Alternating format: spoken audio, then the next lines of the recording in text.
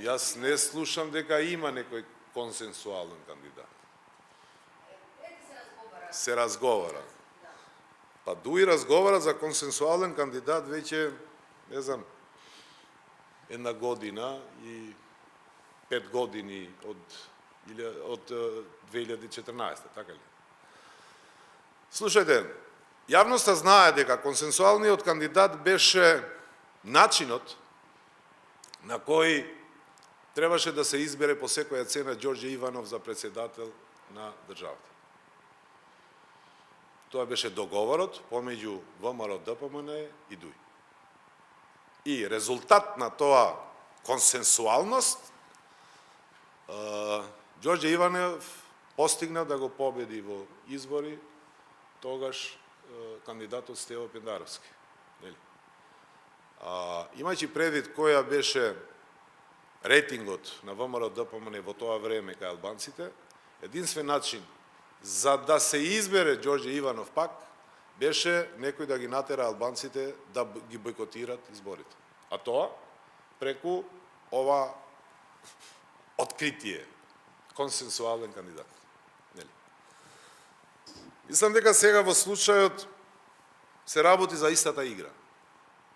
Дуи за да ги покрие трагите и одговорноста што ја имат за председателот кој после никогаш не го признаваа, нели?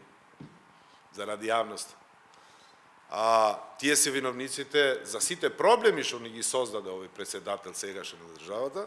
Сега нема друга можност освен да настојуват на тоа консенсуалност, консенсуален кандидат, дури понекогаш грешат и велат консенсуален председател.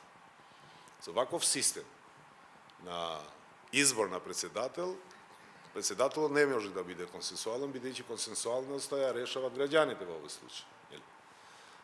Ние сме за консенсуален председател, ама за тоа треба да се отвара уставот и да се реши во уставот.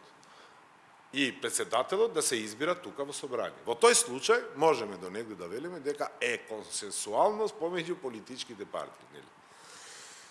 Значи во случајот ДУИ мора да продолжи со лагата која направи за да ги открие трагите, а дури за тоа се спремни да трпат и срам и секакви, не знам, можда сте слушнале сношти, имаше статус подпредседателот на СДСМ, кој господинот Зекири, кој му препорачуваше на Али Амет и на ДУИ дека може тие консенсуален председател за нив да биде и Ѓорчев, нели? Значи спремни се да трпат све, само да ги покријат трагите на нечистотијата која имат направено во минатото. Благодарам. Одговорив на албански, добро. Јас одговорив на албански, па мислив дека добро. Значи, да, ние ќе имаме наш кандидат. Мислам дека веќе е многу важно и времето на изборите, кампањата, да се искористи за да се зборува со граѓаните на Република Македонија, за да бидат да ги минимизираме предрасудите кои тие ги имат, без разлика на етничката припадност,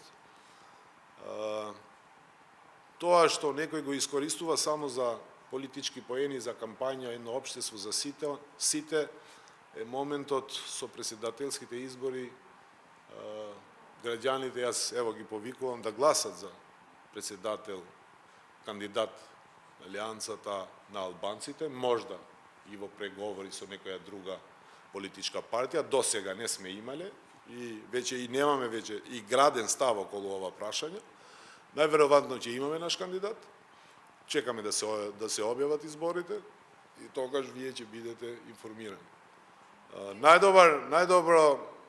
Најдобро може да го изведи она фамозната за која мислам дека сите политички партии се и сите граѓани стојат до тоа.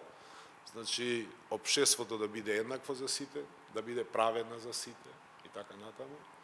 Најдобро тоа го сваќа некој што доаѓа од редовите на општеството кој не се чувствувал еднаков на сите.